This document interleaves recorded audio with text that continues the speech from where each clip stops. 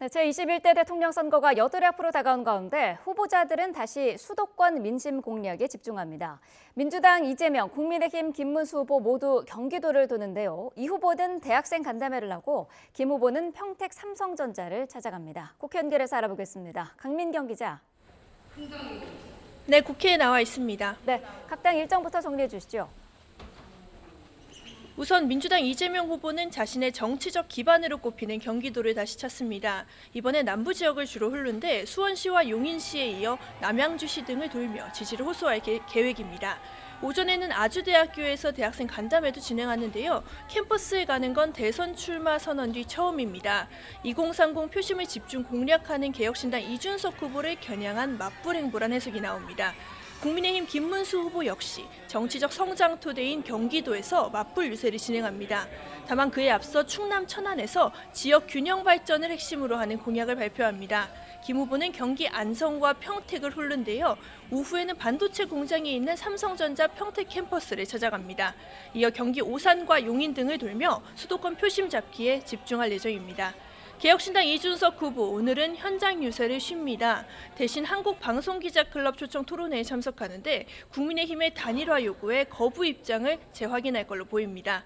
이 밖에 정치 세대 교체 필요성을 강조하고 민주당 이재명 후보가 주장하는 확장 재정을 비판할 걸로 보입니다. 네, 선거까지 이제 일주일 정도 남았는데요. 각 당의 후반 선거 전략도 전해주시죠. 1강으로 뽑히던 민주당은 최근 국민의힘과의 지지율 격차가 다소 좁혀지는데 신경을 쓰는 분위기도 엿보입니다.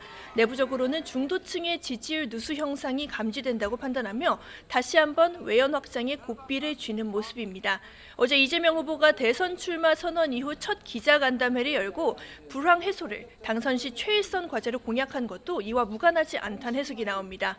한 관계자는 YTN과의 통화에서 당분간 경제를 키워드로 삼는 기조는 유지될 거라고 밝히면서 청년 불황 해소 방안을 논의하는 오늘 대학생 간담회도 같은 흐름이다라고 설명했습니다.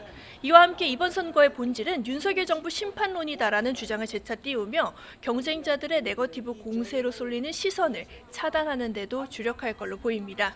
반면 국민의힘은 상승세를 탄 지지율에 적잖이 고무된 분위기입니다. 그동안 영남과 수도권 등 지지세가 강한 지역에 공을 들이며 내부 결집을 다진 데 더해서 민주당 이재명 후보에 대한 검증이 본격화한 데 따른 반사 이익이 겹쳤다라는 분석이 많습니다. 김문수 후보는 이제 청년 세대 등 외연 확장 전략에도 신경을 쓰고 있는데요. 윤석열 전 대통령과의 점진적 절연 움직임이 대표적이란 평가입니다. 어제 대통령의 당무 개입을 완전히 차단하겠다는 내용 등을 담은 기자회견을 했고요. 또 사전투표에 참여하겠다고 선언한 것도 마찬가지란 해석입니다. 지지세 확장을 고리로 보수 진영의 대통합, 특히 개혁신당 이준석 후보를 막판에라도 끌어안기 위한 사전 작업이란 분석도 나옵니다. 반면 단일화에 거듭 선을 긋고 있는 개혁신당 이준석 후보는 수도권, 특히 2030 세대에 집중하며 독자적 영역 따지기에 주력하고 있습니다. 또 국민의힘 김문수 후보로는 이재명 후보를 이길 수 없다는 점도 강조한다는 계획인데요. 제3당의 특성상 전국적 유세가 어려운 현실적인 한계를 고려해서 방송 출연과 TV 토론 등을 적극 활용해 이 후보의 강점을 부각하겠다는 전략입니다. 지금까지 국회에서 YTN 강민경입니다.